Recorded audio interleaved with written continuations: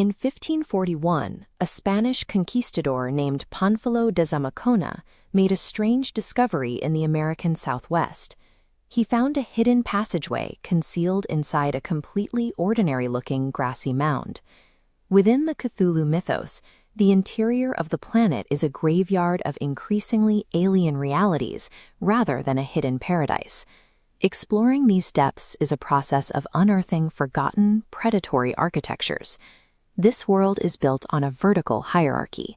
Beneath the Earth's crust lies a stacked series of subterranean layers, with each descending cavern revealing a civilization older and stranger than the last.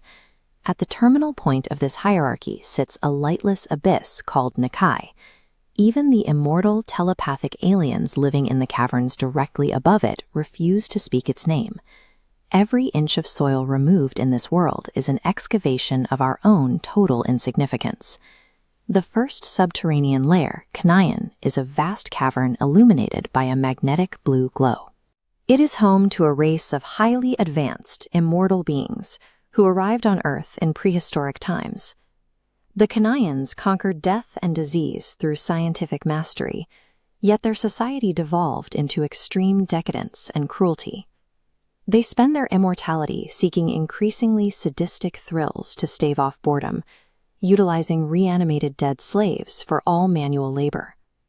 Despite their perceived superiority, the Kanayans are haunted by the depths below. Their own legends suggest their blue-lit kingdom sits atop a reality far more primitive and enduring. Directly beneath the floor of Kanayan lies Yoth. This second layer is a cavern bathed in a dim red light, containing the sprawling ruined cities of an extinct reptilian race. The reptilians of Yoth were eventually destroyed by a divine curse after they abandoned their traditional gods. They chose instead to worship Tsathoggua, a monstrous toad-like entity they discovered in the lightless abyss further down. For the Kanayans, the ruins of Yoth are a physical warning.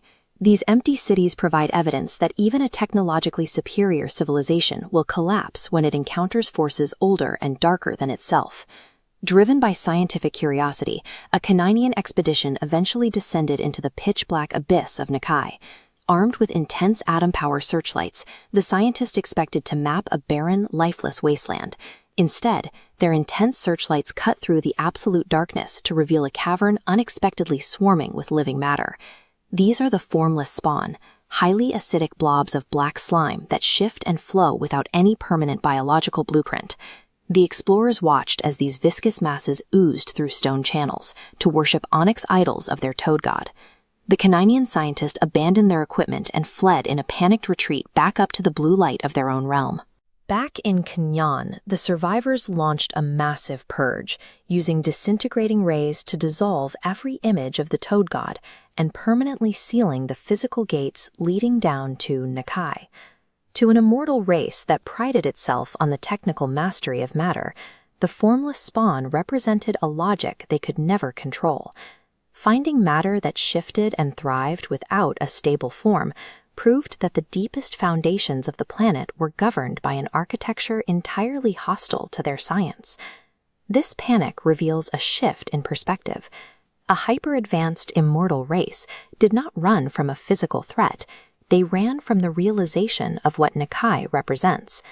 Traditional philosophy describes the Sublime as the experience of encountering terrifying vastness, like a massive mountain range, and finding that the awe we feel ultimately elevates the human spirit. Lovecraft replaces this with the ontological void. In Nakai, vastness and ancientness offer no spiritual elevation. They only confirm the total insignificance of conscious life in an indifferent universe. This minimalist cross-section of Earth mirrors the degradation of form. The top layer, Kanayan, represents reason, operating on strict scientific principles. The middle stratum, Yoth, represents historical regression, fractured into ruins. Finally, the pitch-black Nakai strips away all stable form, leaving chaotic primordial matter. Nakai remains the terminal point of the descent. It is a reminder that, beneath the most advanced cities and the most powerful gods, a lightless primordial reality is waiting to outlast everything built above it.